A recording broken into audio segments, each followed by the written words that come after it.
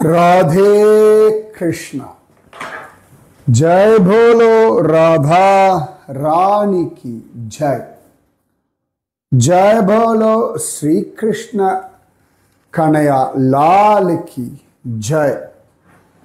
जय बोलो वृंदावन धाम की जय।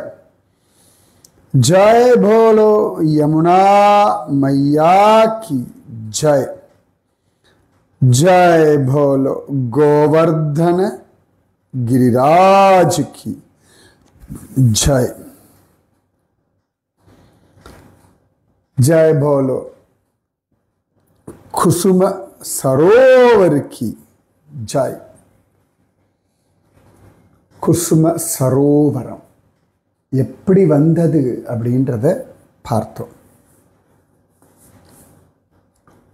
பெரியாழ்வார் பாசுரங்கள் ஒவ்வொன்றும் அனுபவிச்சோம். கோவர்தன விஷயம் இன்னும் நிறைய இருக்கு வச்சுக்கோங்க. ஒவ்வொரு இடத்துல ஒவ்வொன்று அனுபவிப்போம். இந்த குசும சரோவரம் கிருஷ்ணனுடைய புல்லாங்குழல்னாலே உண்டாயிற்று. ராதாராணி பறிச்ச புஷ்பங்களை சுத்தப்படுத்துவதற்காக கண்ணன் தன் புல்லாங்குழலினாலே உண்டாக்கின ஏரி சரோவரம் இந்த குசும சரோவரம். உத்தவன் கொடியாகவும் புல்லாகவும் இன்றும் வாழ்ந்து கொண்டிருக்கக்கூடிய ஒரு ஸ்தலம் குசும சரோவரம். அழகில்ல? இந்த பகவான் கோவர்தனத்தை குடையாக கொண்டான். அப்போதான் அந்த பேஞ்ச மழை, அதனுடைய அந்த முத்து துளிகள் இதெல்லாம் ஃபஸ்ட் கிளாஸாக ஒரு கொடை போல் இருந்ததுன்னு சொல்லும்பொழுது தான் பத்மநாபருடைய ஒரு கொடையை சொன்னேன். அந்த கொடையை ஒரு பிரிட்டிஷார் கொடுத்தாருன்னு சொன்னேன்.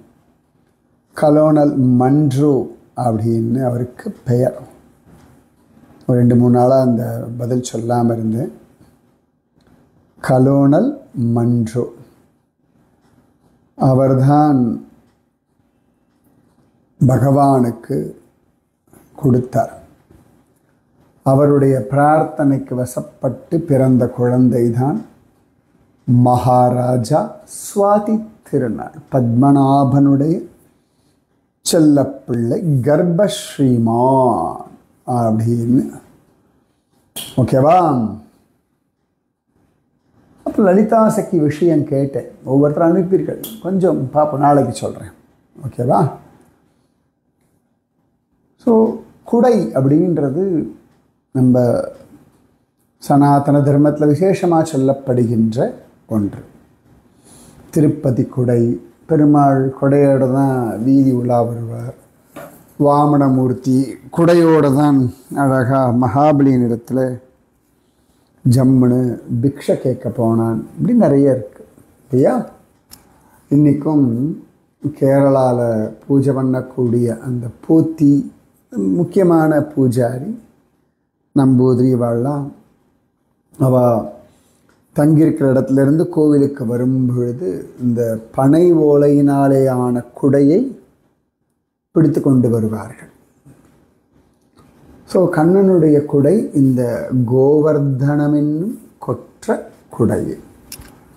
ஸோ இந்த குசும சரோவரம், குசுமவனம், ராதா வனவிஹாரி, உத்தவருடைய பைட்டக், இது எல்லாமே இந்த குசும சரோவரத்தில் பார்த்தோம். இந்த குசும சரோவரத்தில் ஒரு முக்கியமான ஒருத்தருடைய சமாதி இருக்குது. அஷ்டாவக்ரர் அப்படின்னு அவருக்கு பெயர். அந்த அஷ்டாவக்ரர் பெரிய ரிஷி, பெரிய தபஸ்வி. அவருடைய உடம்பில் 8 இடங்களில் வளைவு இருக்கும். ஸோ என்ன சொல்கிறது, ஃபிசிக்கலி சேலஞ்ச்டு, மாற்றுத்திறனாளி. அதுதான் அஷ்டனா 9, அஷ்டாவக்ரர். கோணல் உடம்புல 8 கோணல் உடையவர். வக்ர புத்தினா கோணல் புத்தின்னு சொல்லுவோம். இவருக்கு உடம்பில் வளைவுண்டு, அதனால அஷ்டாவக்ரர் அப்படின்னு இவருக்கு பெயர். ஒரு பெரிய ஞானி அவர். ஒரு சந்தர்ப்பத்தில் அவர் நம்ம சீதா மாதாவினுடைய தகப்பனர் ஜனக மகாராஜா இருக்கார் இல்லையா, அவருடைய சபைக்கு போனார். அவருடைய உடம்பை பார்த்து அந்த டிசைன்லாம் பார்த்துட்டு அங்கே இருக்கிறவாள்லாம் சபையில் இருக்கக்கூடிய மந்திரிகள் இவாள்லாம் நல்லா சிரிச்சுட்டார். இவாள்லாம் சிரித்து முடித்த உடனே அஷ்டாவக்கர் அப்படி சிரித்தார். மற்றவாள்லாம் சிரிக்கும்பொழுது ஒருத்தர் பார்த்துட்டு இவரை கை காட்டி சிரித்தா அவள்லாம் இவருடைய உடல் உருவ அமைப்பை கிண்டல் பண்ணார். இப்போ அஷ்டாவக்கர் கூட யாரும் கிடையாது, அவர் தனியாக தான் வந்திருக்கார். திடீர்னு அவர் எல்லாரையும் பார்த்து அப்படி சிரிக்கிறார். இப்போ எல்லாரும் கொஞ்சம் டக்குன்னு சிரிக்கிறத நிறுத்திட்டா ஜனக மகாராஜா கையை கூப்பிண்டு அஷ்டாவக்கரை பார்த்து கேட்டார், இவர்கள்லாம் சிரித்த காரணம் எனக்கு புரியறது, நீங்கள் சிரித்த காரணம் எனக்கு புரியலை. ஜனக மகாராஜாவுக்கு எல்லாம் நன்னா புரியும். கர்மத்தால் பெற்றேனோ ஜனகரை போலேன்னு வாக்கியம் உண்டு. அப்போ எல்லாம் தெரிஞ்சு, ஆனாலும் மற்றவாளுக்கு புரியலை இவர் ஏன் சிரிச்சார்னு. அதனால் கேட்டார். அப்போ அஷ்டாவக்கர் சொன்னார், ஜனக மகாராஜா, இது விதேக தேசம் சொல்லுவா, நீயோ விதேக ராஜா. விதேக ராஜானா தேகத்தை பற்றி கவலைப்படாத ஒரு ராஜா, அப்படி ஒரு அர்த்தம். விதேக ராஜாவின் மகள், அதனாலே வைதேகி அப்படின்னு திருநாமம். தேகத்தை கடந்தவன், தேகத்திற்கு அப்பாற்பட்ட பல அர்த்தங்கள் உண்டு. சாரி, நம்ம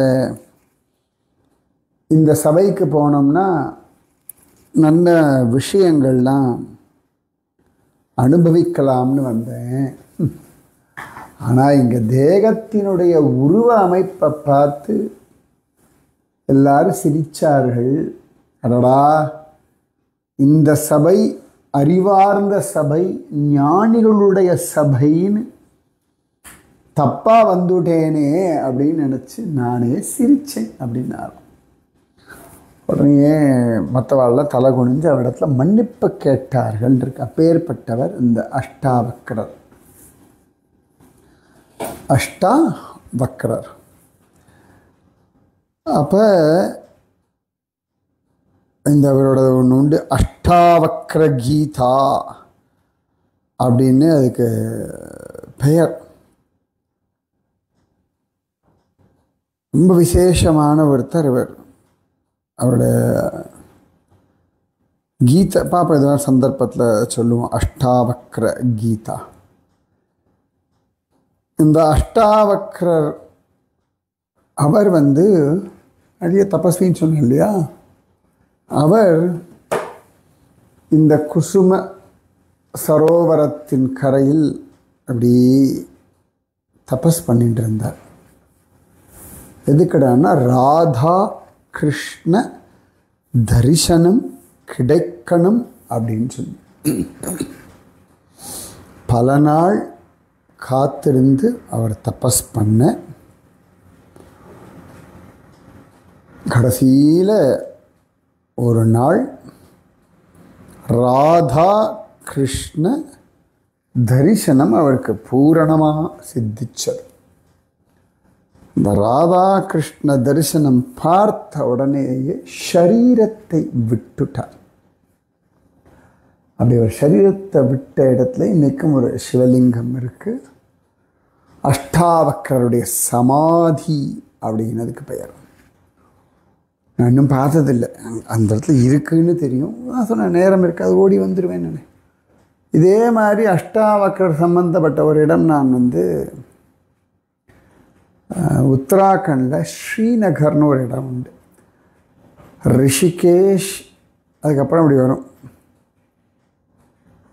தேவப்பிரயாகை தாண்டி கீர்த்தி நகர், ஸ்ரீநகர்லாம் வரும். அந்த இடத்துல நான் ஒரு தடவை மேலே ஏறி போய் அவருடைய கோவில், அங்கேயே சிவலிங்கம் தான் இருக்கும், சில பேர் அங்கே ஒரு தபஸ் பண்ணார் அப்படின்னு சொல்லுவார். அந்த இடத்த பார்த்துருக்கேன். அவ்வளவு சிரேஷ்டம் இந்த அஷ்டாவக்ரர். அவரோட அப்பா அம்மா பேர் என்ன கண்டுபிடிச்சு சொல்லுங்க, ஓகேவா? அஷ்டாவக்ரர். அவருடைய சமாதி இந்த குசும சரோவரத்தின் கரையில் தான் இருக்கு. அவ்வளவு சிரேஷ்டம். இந்த குசும சரோவரத்துக்கும் நாரதருக்கும் விசேஷமான ஒரு சம்பந்தம் உண்டு. நாரதருக்கு ரொம்ப நாளாக கிருஷ்ண ராசலீலையை தரிசனம் பண்ணணும்னு ஒரு ஆசை. இப்படிதாமோ ட்ரை பண்ணுறார். ராசலீலா நடக்கிற இடத்துக்குள்ள நுழைஞ்சுடணும், பார்த்துடணும் அப்படின்னு. நடக்கலை. அங்கே தான் ராசலீலை நடக்கிறதுன்னு தெரியுது. ஆனால் அவரால் தூரத்திலேருந்து வேணால் தரிசனம் பண்ண முடியல. பக்கத்தில் போய் அதனுடைய உள்ளார்ந்த அனுபவத்தை அவரால் நெருங்க முடியல. நிஜமாவே ராசலீலா அப்படின்னு கேட்கறதே பாக்கியம். அந்த வார்த்தையே அழகு. அது புரிஞ்சுக்கிறது அப்படின்றதே பெரிய அனுகிரகம். அதை பார்க்கறதுன்றது அதை விட பெரிய அனுகிரகம். அதை அனுபவிக்கிற கோபிகள் எவ்வளோ பெரியவர்கள். அந்த கோபிகைகளுக்கு அந்த பாவத்தை கொடுத்து அந்த அனுபவத்தை கொடுக்கிற கண்ணன் எவ்வளவு பெரியவன். அதே கோபிகளுக்கு அகம்பாம் வந்தாச்சு, தற்பெருமை வந்தாச்சு, சௌந்தர்ய மதம் வந்தோன்னு, சௌபாகிய மதம் வந்தோடனே கண்ணன் விலகி போயிடுறான். அதுக்கப்புறம் திரும்பி அவளுக்கு பக்குவம் வந்த பிறகு கண்ணன் மீண்டும் அவர்களோட ராசமாடினான் அப்படின்னு காண கிடைக்கிறது. அப்போ நாரதருடைய இந்த தவிப்பு இதெல்லாம் பார்த்துட்டு சிவபெருமான் நாரதரை கூப்பிட்டு, அப்பா நீ என்ன நினச்சின்னு இருக்காய்? என்னமோ சாதாரணமாக கிடச்சிரும் நினச்சின்னு இருக்கியோ? போய் தபஸ் பண்ணு அப்படின்னு சொல்லிட்டு, நீ ஸ்திரீ ரூபமாக இருந்தால் தான் ராசலீலையை தரிசனம் பண்ண முடியும். ஏன்னா அது ராதாராணியினுடைய அந்தப்புறம். அந்தப்புறத்துக்குள்ள ராஜாவை விட ராணிக்கு தான் மரியாதை ஜாஸ்தி. ராஜாவே அந்தப்புறத்தில் ரொம்ப கேட்டுட்டு தான் வரணும். ராஜாவுக்கு தான் உரிமை உண்டா தவிர வேறு பரபுருஷர்கள் உள்ளே நுழைவதற்கு அனுமதி இல்லை. Entry restricted. இப்போ நம்ம வீட்டுக்கே யாராவது வர வச்சுக்கோங்களேன். நம்ம வீட்டுக்கே யாராவது வரான்னா அவளை ஹாலில் உட்கார வைப்போம், பேசுவோம், நிறைய பேர் வருவாள். நம்ம வீட்டு ஸ்திரீகளுக்கு ரொம்ப பழக்கப்பட்டவர்கள், நல்ல அபிமானம் உடையவர்கள் நம்ம வீட்டு ஸ்திரீ மேலே மரியாதை வச்சுருக்காங்கன்னா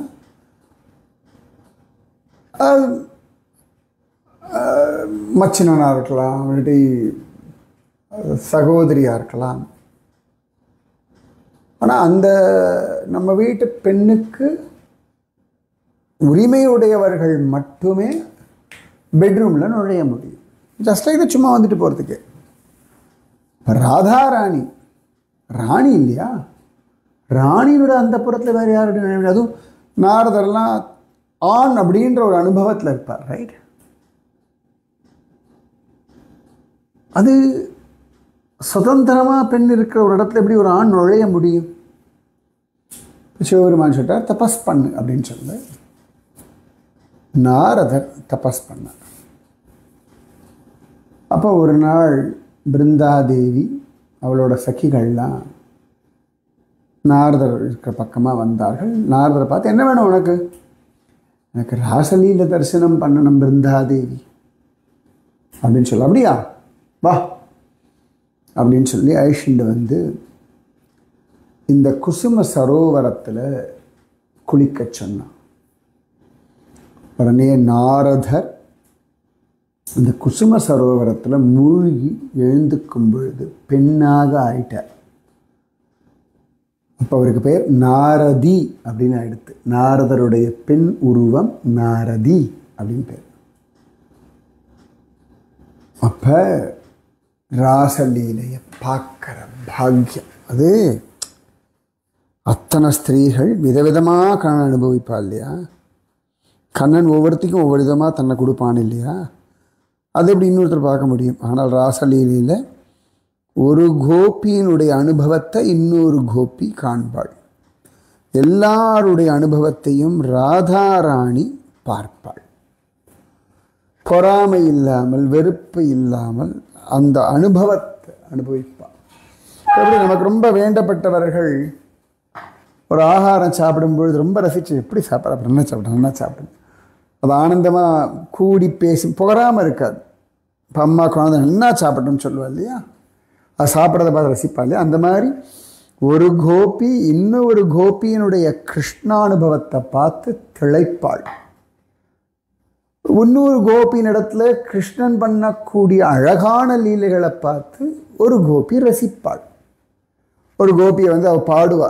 ராசலீலையில் நிறைய காண கிடைக்க ஒரு கோபி பாடுவா, பல பல பேஷ் பேஷ் அப்படின்னு அவளை தட்டி கொடுப்பான். ஒரு கோபி அடி எவ்வளோ பாக்கியம்டி உனக்கு அப்படின்வா.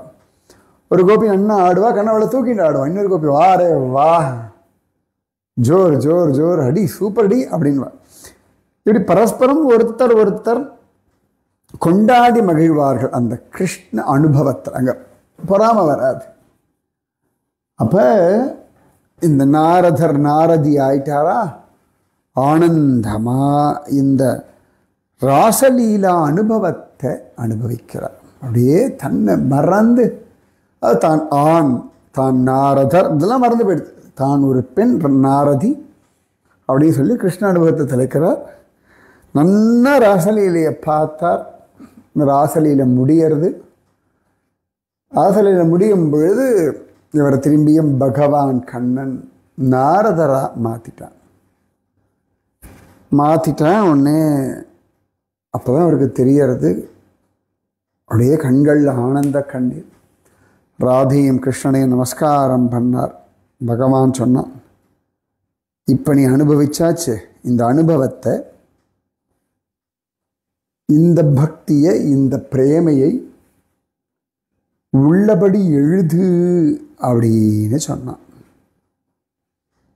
அப்போ ரொம்ப சந்தோஷமாக சரி கிருஷ்ணா அப்படின்னு சொல்லி அது எழுதி, அது என்னன்னு அப்புறமா சொல்கிறேன் சரியா?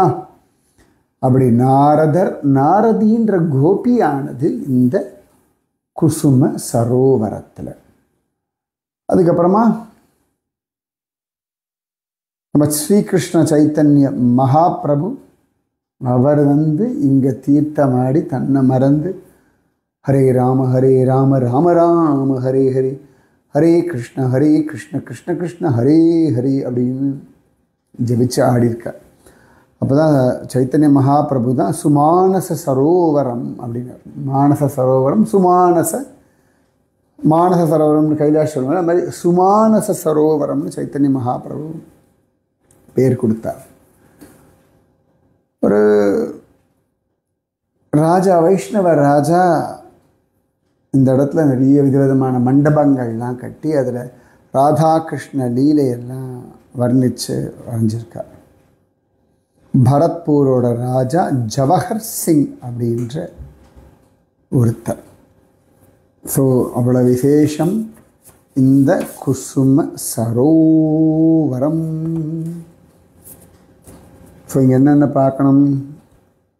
உத்தவனுடைய பைட்டக், அதன் பிறகு ராதா வன விஹாரி கோவில், ராதைக்கு கண்ணன் தலைபின்னி வாரிவிட்ட லீலை, கண்ணனுடைய புல்லாங்கோல்னாலே உண்டான குசும ஏரி, குசும சரோவரம், அஷ்டாவக்கரருடைய சமாதி, நாரதரும் நாரதியா மாறின குண்டம், அப்புறம் ஒரு வைஷ்ணவ ராஜா உண்டாக்கின நிறைய அழகான கலைநயம் மிக்க கோபுரங்கள், படித்துறை எல்லாம். ஒரு வாட்டி வரும்போது எல்லோரும் ஃபோட்டோலாம் எடுக்கணும், டைம் இல்லை ஓடி வாங்கன்ற. நானும் போய் பார்க்கணும்னு நினச்சிட்டுருக்கேன். உள்ளுக்குள்ளே நிறைய, அதுக்கு ரொம்ப நேரம் ஆகும் தெரில. ஒரு வாட்டி ஏகாந்தமாக போய் இப்படி குசும சரோவரத்தில் ஒரு நாள் உட்காரணும். எனக்கு உத்தவன் கூப்பிடணும், அப்படி உத்தவர் கோவிலில் உட்காந்துருக்கணும். அங்கே எப்பயும் அவர் சொல்லுவார், நீங்கள் வாங்க வரும்போது சொல்லுங்கள் எல்லாருக்கும் பிரசாதம் ஏற்பாடு பண்ணுறேன்வார். அங்கே இப்போ அப்படியே அங்கே உட்காந்துட்டு இதெல்லாம் பார்த்துட்டு அப்படியே உத்தவனோட பேசிட்டு வரணும். பிரசாதம் சாப்பிட்டுட்டு நம்ம மகாபிரபு வல்லபாச்சாரியார் வந்த பொழுது உத்தவர் பிரத்யக்ஷமாக வந்து அவரிடத்துல நிறைய விஷயங்கள் கேட்டார், பாகவதத்தோட ரகசியம் கேட்டார் அப்படின்னு காண கிடைக்கிறது. அத்தனை சிரேஷ்டம் இந்த குசும சரோவரம். சரியா? जय बोलो राधा रानी की,